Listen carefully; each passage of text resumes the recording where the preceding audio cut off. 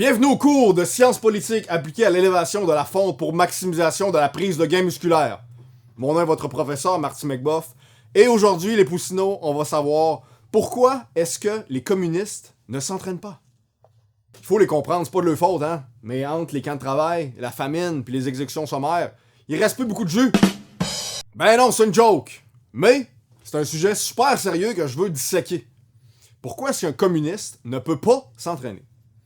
Puis quand je parle de communiste, je parle pas de Popovitch, qui est un fermier de radis en Oural en 76. Je parle du communiste théorique moderne. Du monde qui ressemble à ça. Ou bien à ça. Ou bien à ça. Pourquoi est-ce que l'entraînement physique est associé aux idées de droite? Puis là, il y a plein de subtilités qui définissent clairement c'est quoi la gauche et la droite. C'est important de les comprendre, mais aujourd'hui, je veux focusser sur les différences fondamentales qui existent. Puis ces différences-là font qu'il y a deux concepts qui vont être jamais compatibles. Okay? Ce qui différencie le plus profondément les deux écoles de pensée, c'est la notion d'opportunité puis de résultat. Dans le fond, les deux côtés veulent une forme d'égalité, mais pas l'égalité des mêmes affaires. Pour une personne de droite, le principe fondamental, c'est de créer un système politique où est-ce que tout le monde a la même opportunité. On veut que chaque personne dans la société ait les mêmes chances de se développer. Fait que tout le monde n'aura pas les mêmes résultats, mais les résultats que tu vas atteindre sont tous atteignables parce que tout le monde part avec les mêmes opportunités. Pour une personne de gauche, le principe fondamental, c'est de créer un système politique où est-ce que tout le monde va avoir le même résultat. Ils veulent que chaque personne dans la société ait les mêmes résultats. Évidemment, tout le monde ne va pas travailler aussi fort, mais ils vont tous finir avec les mêmes résultats. Donc évidemment, on peut imaginer le salaire. Pour faire une image facile à comprendre, cohérente, imagine qu'il y a deux courses. Il y a une des courses où est-ce que tout le monde starte au même point, puis le monde se classe selon leur vitesse. Basically, une course comme tu as toujours vu toute ta vie. Tu as la même opportunité, puis il va y avoir des gagnants à la fin, puis il va y avoir des perdants. L'autre course, pour que tout le monde arrive au même point en même temps, sur la ligne d'arrivée, ils vont faire starter le plus rapide, beaucoup plus loin de la ligne d'arrivée, puis le plus lent, ils vont le faire starter juste sur le bord de la ligne d'arrivée. Fait que quand tout le monde va partir en même temps, ben ils vont arriver sur la ligne d'arrivée en même temps. Donc, ils vont avoir les mêmes résultats. Sauf que dans ce course-là, il y a juste des perdants. Si on te donnait le choix de faire une des deux courses, laquelle tu voudrais prendre? La course pour les gagnants ou la course pour les perdants? Parce que c'est ça la différence. Il y a un des deux qui t'incite à devenir meilleur, à donner ton maximum, à trouver des manières de surpasser les difficultés. Puis t'as un autre bord qui t'incite à trouver des excuses, à travailler le moins fort possible. Que dans le fond, c'est pas important de travailler parce que tu vas avoir les mêmes résultats à la fin anyway. Et c'est là que se termine la théorie. Parce que pour avoir étudié beaucoup le concept de l'application puis des systèmes communistes dans la société, voici ce qui se passe en réalité dans un système communiste à grande échelle. Pour que tout le monde aille le même résultat à la fin, là, ben tout le monde est complètement paumé égal. Puis dans la réalité, tu travailles jusqu'à en crever. C'est ça qui est drôle, que je trouve tellement drôle de tous nos petits gros communistes wannabe avec les cheveux mauves. Dans leur wet dream, là, ils pensent que eux autres, à la fin, là, ils vont être au top de la chaîne. Au top de la pyramide. Moi, dans mon paradis communiste, là, je vais devenir un BS de luxe. Puis je vais pouvoir gagner autant cher qu'un roi à écrire de la poésie. Il n'y a personne qui fait la révolution communiste pour devenir fermier. Tu fais la révolution communiste pour devenir le roi. Au top. Comme disait Orwell, il a écrit un livre qui s'appelle La ferme des animaux, qui est une espèce de grosse allégorie du communisme appliqué à une ferme. C'est un super bon livre.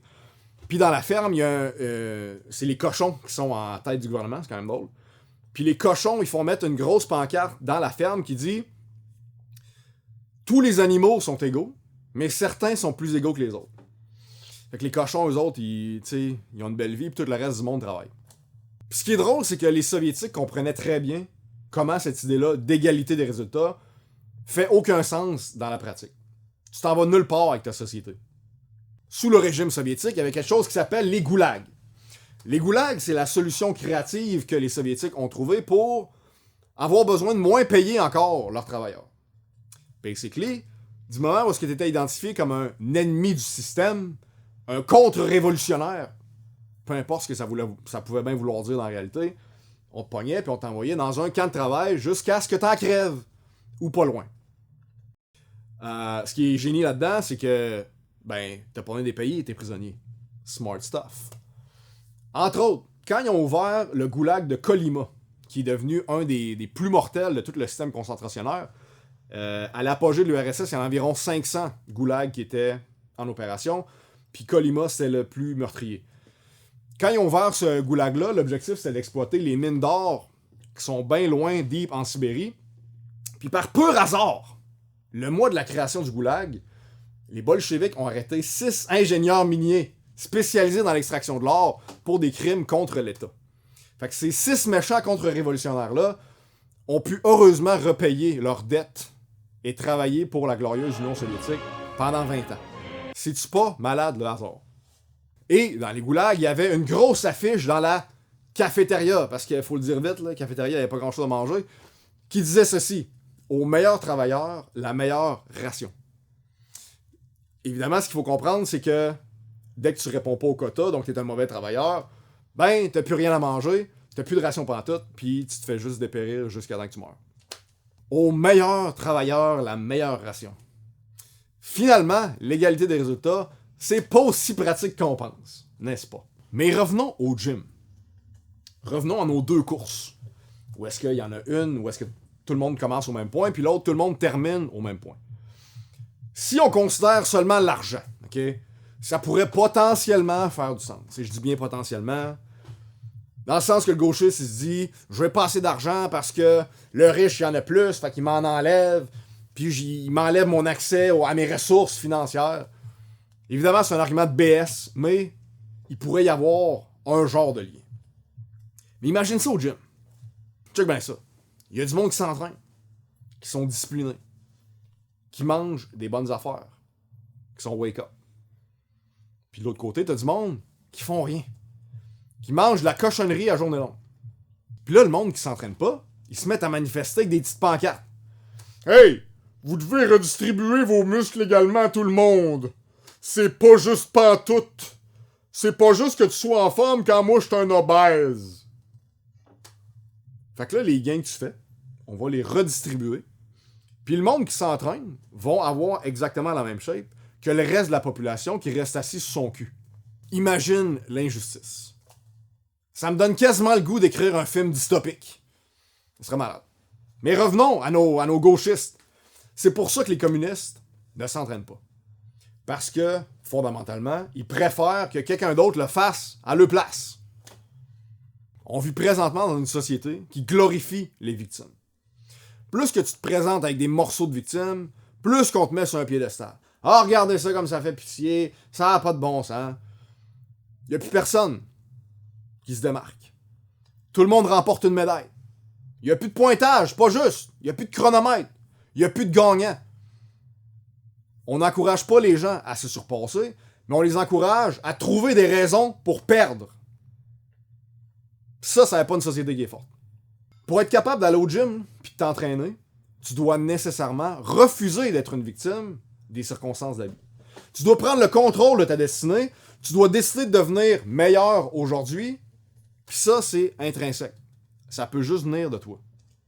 Tu dois prendre cette décision-là pour toi. Mais il y a une affaire qui est bien certaine.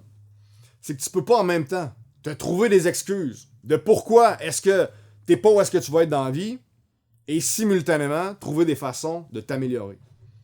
Les deux ne fonctionnent pas ensemble. Tant que tu vas pas prendre la décision de prendre le contrôle de ta vie, puis que tout retombe sur tes épaules à toi, tu vas continuer de te trouver des excuses. Le gym, c'est la quintessence de l'esprit de l'amélioration. J'investis aujourd'hui de la douleur pour récolter demain de la fierté et des résultats. C'est tellement simple et tellement beau. Puis je finis avec ceci. Ce qui arrive souvent, puis je le vois constamment. Quelqu'un décide de venir s'entraîner au barbare parce qu'il sent l'appel. Il commence à se construire. Il commence à sentir la puissance qu'il développe. Puis la fierté qu'il ressent de s'être défoncé comme il faut. Puis il devient hooked. Il devient dépendant à travailler sur lui, à créer des résultats positifs dans sa vie. Il devient dépendant à ça. Puis qu'est-ce qui se passe en parallèle dans sa vie? Sa vision du monde change aussi. Comme il commence à mettre de l'ordre dans sa vie, de la beauté dans sa vie, il commence à devenir irrité par l'opposé. Soudainement, il se sent en réaction par le désordre à l'extérieur du gym. Il est plus capable d'entendre le monde bitcher, se plaindre, brailler à quel point c'est tough. Il comprend pas pourquoi les gens à l'extérieur sont tant négatifs.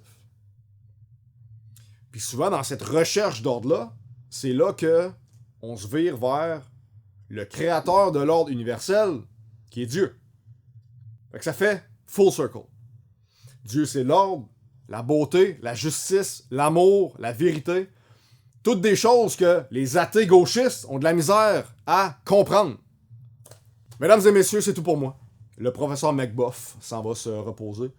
Lâchez-moi un petit commentaire si vous aimez ça. Je vais aborder dans les prochaines semaines d'autres sujets qui sont liés au gym, mais pas exactement reliés, non me scène.